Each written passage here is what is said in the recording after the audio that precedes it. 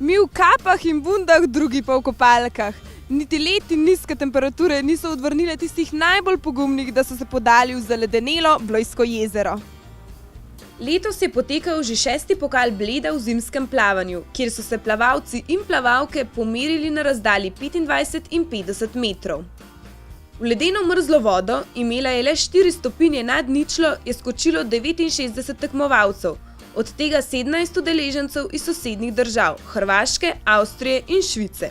Kakšen je občutek najprej, ko skočite v vodo? V bistvu, zivite najprej te malo te peče, potem te boli, sploh v tej disciplini 50 se res občuti razliko. V bistvu, šele v tretji dolžini začutiš, da dejansko si v mrzli vodi. Na začetku sploh ne. Kar je 15 metrov čisto takoj. Moram pa reči, da sem imel tremo. 2 dni zdaj sem sanjal. Plavanje mi ni problem, ker plavamo vsak dan, ampak še nekoliko nisem bil tu v hladni vodi in moram reči, da je za new for me. I admit it's fresh, but if you go 1 time per week, it's okay. It's not a problem. Your body is okay to accept it. Ja, mislim, tako je to hitro, da sploh ne čutiš. Zdaj je ta nekaj 50 metrov, 2 kroga, je kar malo začutiš, boj ti stiska zrak, ki je hladna voda, ampak je pa, si pa enkrat zavodovni, pa neverjetno občutek, se človek poživi. In kako so se tekmovalci pripravljali na takšno preizkušnjo? Ja, plavanje prvič. Sem probal parkrat hladen tuš. Je bil šok, ampak to je nekaj druga. Well, we are going into the Wörthersee at every weekend. Every Sunday we have our swim. And we just don't stop. We just keep on going all the time and we never stop swimming. So what about this experience when you first jump into the water? How is it? It's in the first moment it's cold, but then of course it's the competition. I swam the 25 and the 50 meters in Brest today, and it was absolutely great. Za tekmovanje so morali izrezati ledeno ploskev in posebej pripraviti prizorišče.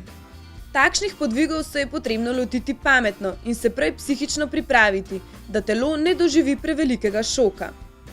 Poleg plavalcev pa so dogodek popestrili tako imenovani pingvinčki. Tisti najpogumnejši so v jezero skočili kar iz skakalnice. In kakšni so njihovi občutki? Ledeni. Mraz je kar strela, res. Drugače pa fletam, vse se navadaš. Danes sta skakale, zdaj, a naslednje leto lahko pričakujemo, da boste šle plavati? Ne, že ko skočiš noter, res je ful je mrzla voda, ampak ker je rekel gospod Pol, enkrat ni nobenkrat, Sva šla še enkrat, nič ni bilo boljš, nič.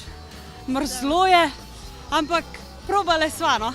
Sam je pa tako, če enkrat skočiš, dejansko po moje, ne vem, a sem zdaj zadnjič, zakaj ne bi še enkrat. Ja, drugič je bilo, mislim, isto je bilo mrzlo, nič boljš, ampak v redu pač. Ena izkušnja več.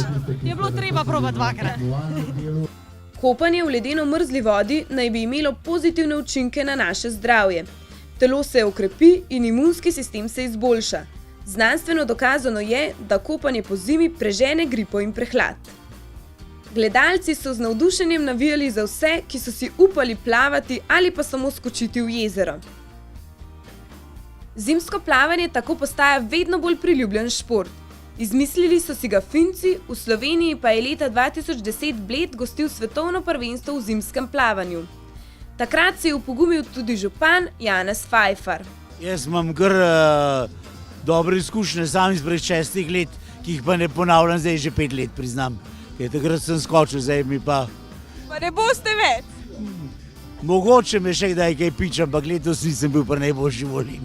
Čeprav je bilo krasno vreme in mislim, da so res vsi heroji, ki so šli noter in je krasen dogodek to za Bled.